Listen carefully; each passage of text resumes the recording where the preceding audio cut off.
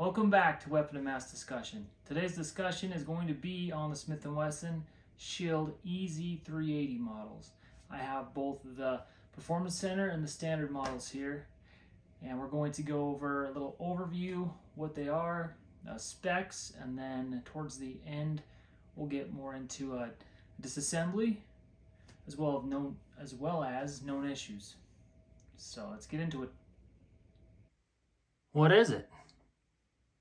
Well, these were released in 2018, the base model anyway, and they were named EZ because of three reasons: an easy slide, easy to load, and easy to clean. They're built for personal protection and everyday carry. They're micro compact frame size. So the easy slide, let's talk about that. We have a flared end of the slide right here, very easy to grab onto. Let me show you they're not loaded. We have 8 rounds capacity, and you have this little piece on the side here. It's going to help you to load your magazine easily. Okay, so easy to slide and pretty simple 2-finger operation for myself. For someone who struggles a little more, you might want to get more of a grip to it, or even towards the front you have some serrations there you can grab onto. And we'll get into easy to clean at the end of this when we do some takedown. All right, let's do an overview. So both of these models are 18.5 ounces.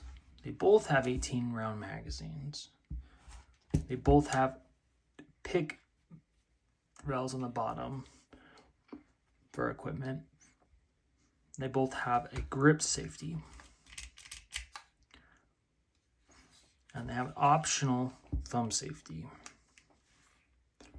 which my base model does not have, but my Performance Center does have. They have a reversible mag release.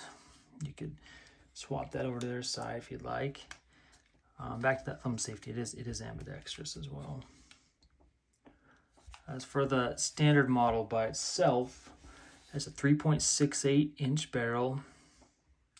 It's kind of flush with the end of the slide.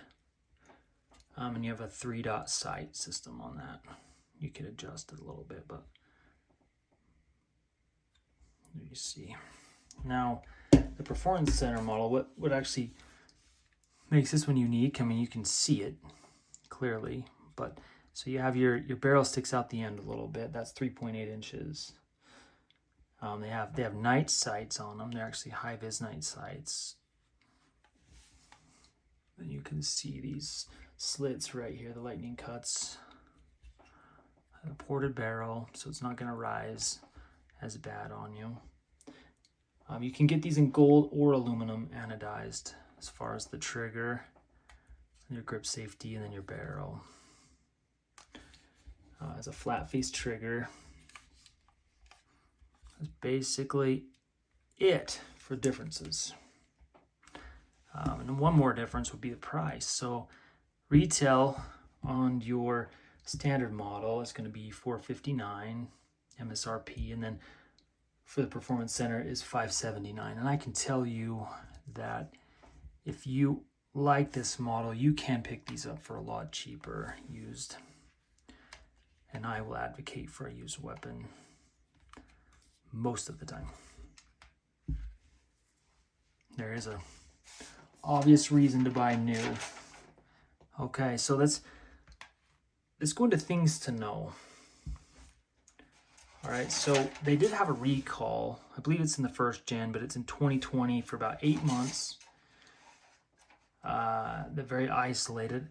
And of all the firearms sent back in that were built during that 8-month period, only 2 actually had that problem. Or were confirmed by Smith & Wesson anyway. And they had a cracked hammer, which is internal, so you can't really look at it from here. And what would happen is it caused the firearm to shoot multiple rounds. I'm not talking about full auto, but it would shoot multiple rounds and then it would jam up. If you're concerned, you can just go on their website and type in the number, and that will that'll generate for you, and it'll tell you whether that model needs to be sent in, checked out. Another issue with these, the recoil has caused the manual thumb safety to move by itself. Let's go back to the Performance Center. So, I mean, I've never personally seen this or had it done before, but people online say that as they shoot this, the recoil from the gun's causing this to pop forward. And it's a pretty tight spring, so I don't see how that happens, but again, I'm just reporting what's out there. Magazines can get worn out. Yes, you can wear out magazines on most firearms. These lips right here can get worn out, as well as the spring. Yeah, you can just replace your magazine, or if you start stovepiping on your very last round, then all you really have to do is pull it apart, push that pin in, pull the bottom off the spring, and just expand that spring a little bit out so that you can cause more pressure in there, right? So it's gonna feed better. That's basically it for issues. All right, let's do some disassembly. I've got both models here, Performance Center, the standard. We'll start with the standard. So you have your slide catch right here, and as you pull it back, if you have a magazine in, it's going to kind of do it for you, but if you don't, you're going to have to manually put that up. And you can disassemble this with or without a magazine. You can disassemble it whether it's cocked or not. It does not matter. That's what's easy about the takedown on this. So as you have that up, you can see there's a little notch right here, a little half moon shape, and you'll just pull this down. Okay, now if you slingshot the slide forward is the easiest way. I found that if you just pull it and you slowly take it off, it can kind of get actually a little bit stuck right in here, right? So I'd prefer to actually just slingshot it forward myself, but I can understand if you are nervous about that and you want to go slow, go for it. You can still get it off of there. But back to where I was. Now I slingshot it off, kind of catch it. You have your hand there, right? This has two sets of rails. It's got the front and the back set, and so you can see how the inner workings are here. Anyway, the front and back rails more come into play when you're reassembling the weapon, and I'll show you that in a second. So here's your slide, and you want to remove this spring to get to the barrel if you want to do some cleaning, right? So you pull out your barrel, you just kind of slide it forward and pull backwards, and give it a good swab, clean the thing up, make sure it's lubed and ready to go. And now reassembly, this little guy here, if you look at the indent on the end of this, in case you get confused on which way it goes, it's obvious, right? So you put that back where it was, and you can see there's a little indent on that barrel. It'd be easier on that Performance Center model, but just because you can actually see it better, but there's a little indent right there you put that spring down into. It's solid, it's ready to go. Okay, now your slide, I'll take it in my left hand. I'll take this in my right hand, and I'll follow the grooves. You can see them. You have to make sure that both the front and the back go into those same grooves. You can kind of push down once you get into here.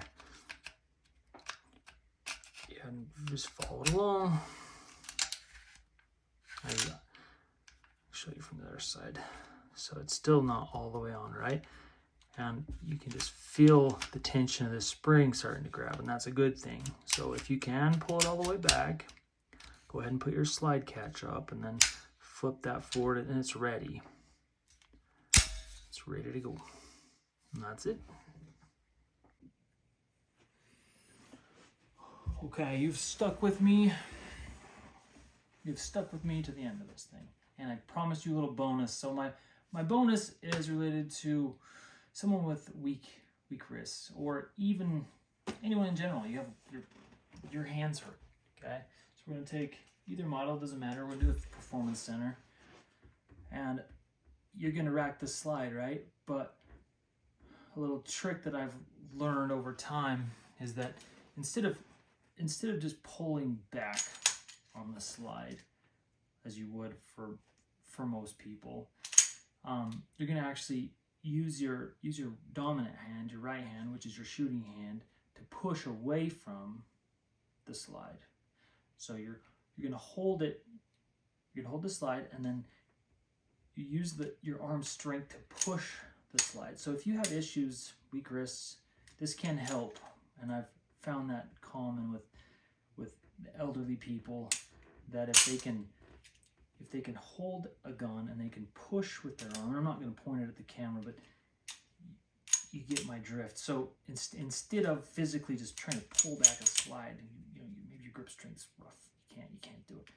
You're gonna hold on to it what you can and push with the other hand, right?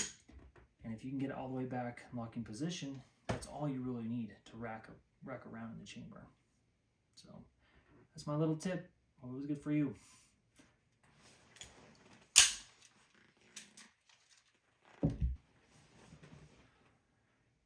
All right, thank you guys for sticking with me. And if you would, go ahead and subscribe, like, leave a comment. I'd love to hear from you.